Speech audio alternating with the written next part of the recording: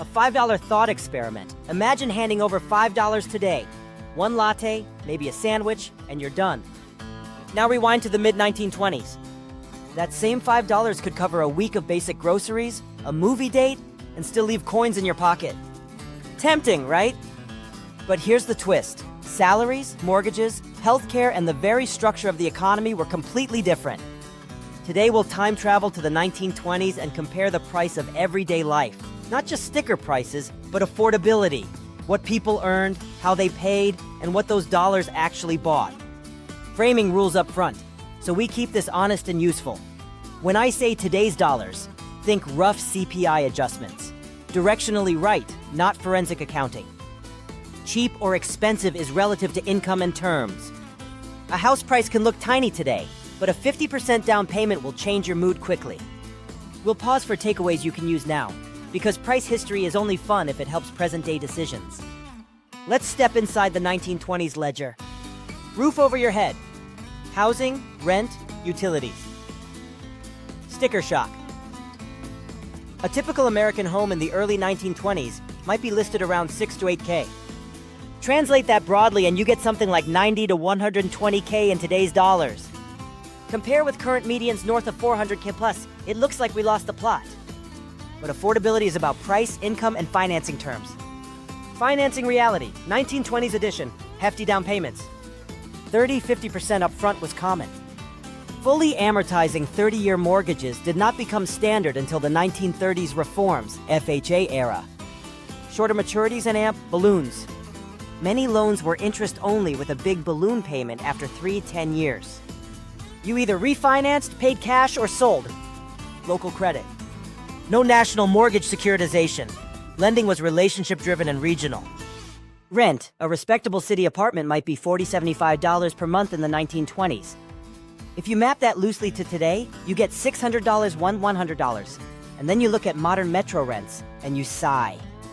But remember, early apartments were often smaller, with fewer amenities, sometimes shared baths, and coal or ice delivery as real line items. Utilities and heat. Coal was a dominant heat source, delivered by the ton, stored in a bin, shoveled by hand. Cheap per BTU, expensive in sweat.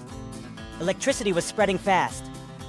The price per kilowatt hour was falling, but still higher than the post-war decades. Lighting loads were small, appliances sparse. Ice mattered. Before modern refrigerators, you paid the iceman to replenish the icebox that kept perishables safe. A recurring micro bill we no longer see. Affordability bottom line, houses were cheaper relative to list price but harder to finance. Renting was more modest and amenities light. If you could marshal a big down payment and had stable work, homeownership could be attainable. If not, you rented, and you accepted 1920s standards. The basket, groceries and the pantry, the iconic nickel loaves weren't a myth. A loaf of bread could run about 5 to 10 cents, eggs roughly 40 to 50 cents a dozen, milk often 30-odd cents per half gallon, butter around 50-70 cents per pound, steak in the 30-50 cents of neighborhood, flour, dirt cheap by the sack.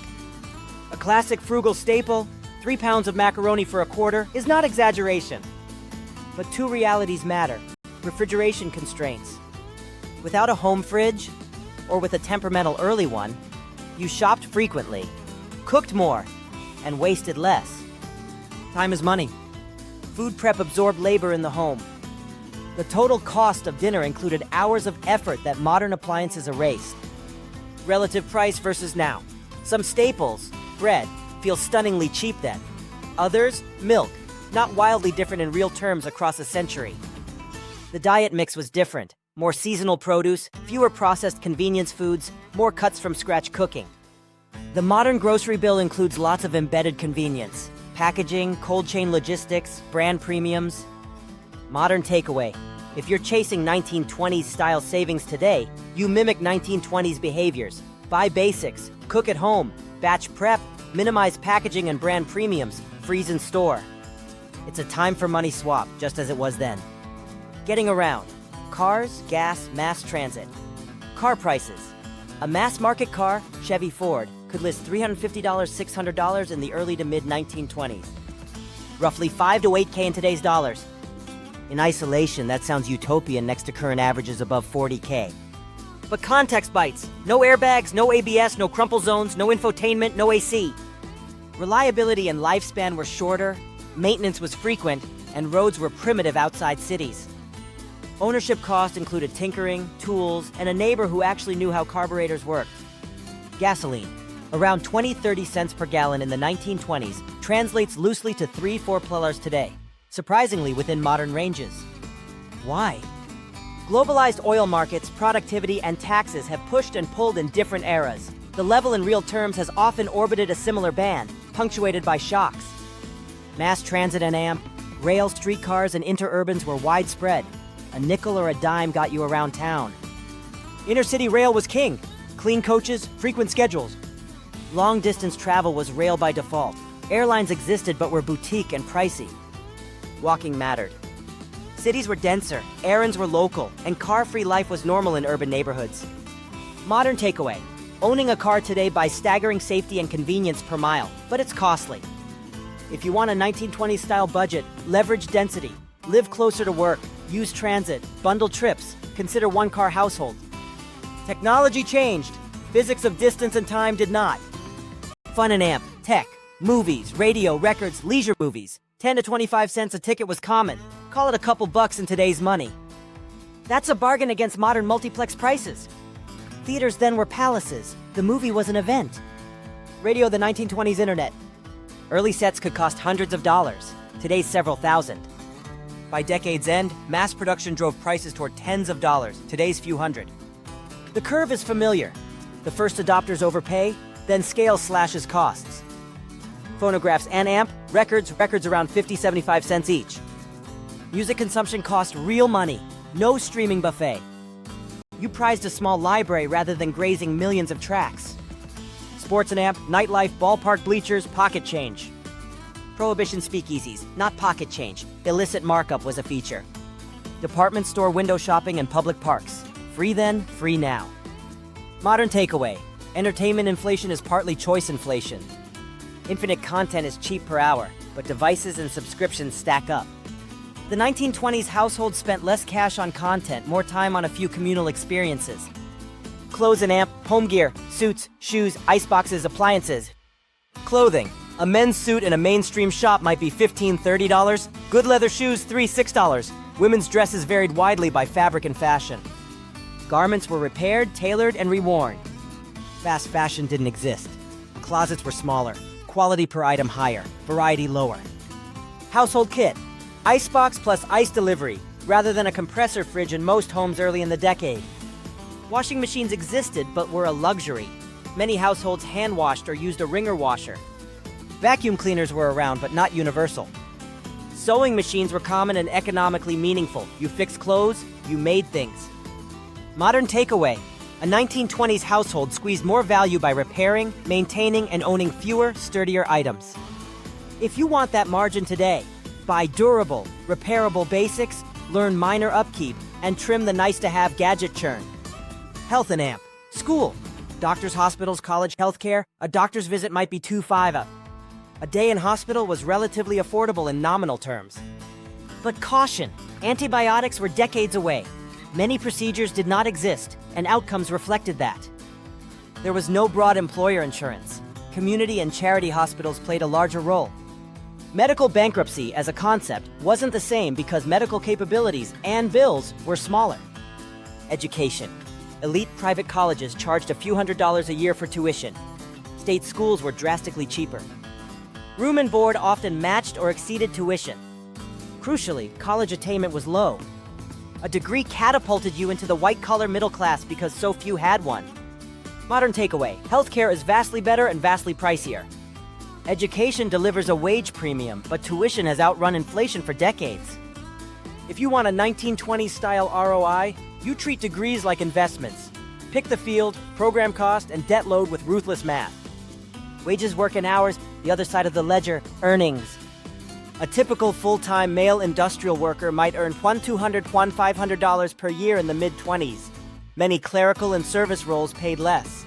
Women's wages were often significantly lower. 2 incomes per household were rarer. Hours and amp, conditions.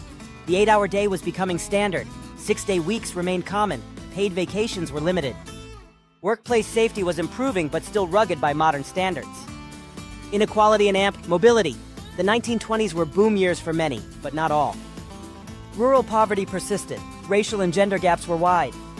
The prosperity story was not evenly distributed. Familiar theme, different cast. Modern takeaway.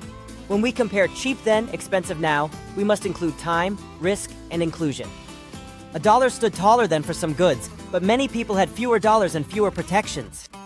Beyond the US, UK, Europe, booms and shocks. Across the Atlantic, you'd see echoes and divergences. UK, post-war adjustment, strikes, and a return to the gold standard pressured wages and prices. London rents were lower than today's in real terms, but came with smaller space and fewer amenities. Europe, pockets of prosperity plus extreme episodes. Germany's early 1920s hyperinflation that make price comparisons meaningless for those years.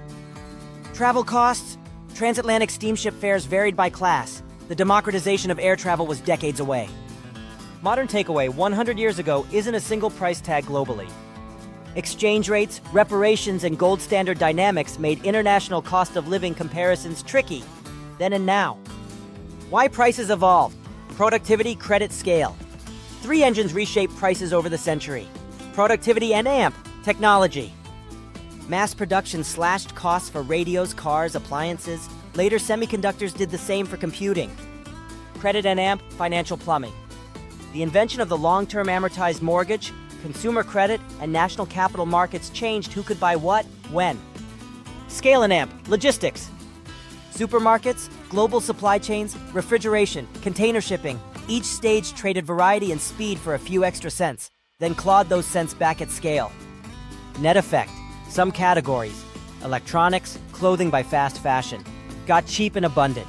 Others, housing in superstar cities, higher ed, healthcare, climbed relentlessly as scarcity, regulation, and status met demand. Translating history into moves you can make. What can a 1920s price tag teach a 2025 budget? Housing. The big lever isn't bread, it's shelter. In 1925, ownership hurdles were the down payment and the balloon. In 2025, it's price to income and mortgage rate. Your levers, location flexibility, house hacking, and timing major moves when rates or inventory break in your favor. Food. The 1920s household paid with time. If you want similar savings, batch cook, buy staples, minimize prepared foods, and use your freezer like a second wallet. Transport. Car dependence is expensive. Where possible, shorten commutes, combine errands, or drop a car. The best gas savings is miles you never drive. Education. Treat degrees like capital projects.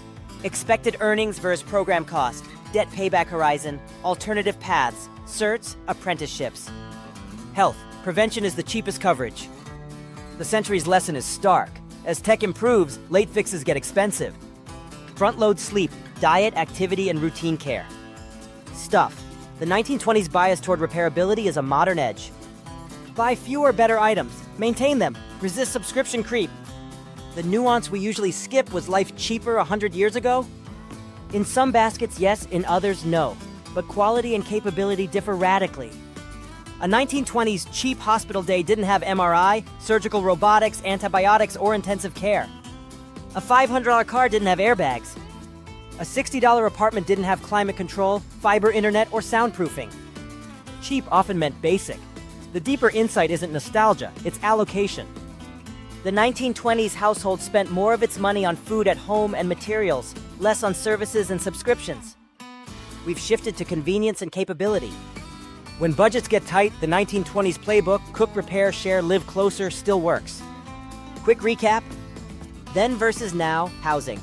Lower sticker, harder financing then, higher sticker, easier financing now. Affordability is still the boss. Food. Staples were bargain tier. Time did the heavy lifting. Transport. Cars were affordable to buy, costly to run, maintain. Gas surprisingly similar in real terms. Leisure. Movies cheap, radios initially pricey, technology curves rule. Health, education. Capabilities exploded, the bills followed. Wages work.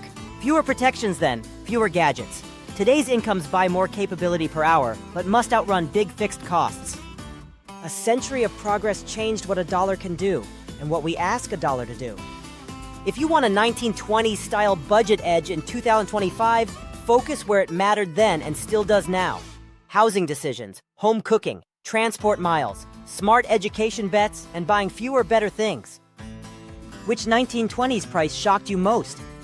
Tell us below. If this time machine gave you clarity, subscribe to Personal Finance Time. Next week, we'll break down another era and pull practical lessons forward, because history isn't just interesting, it's actionable.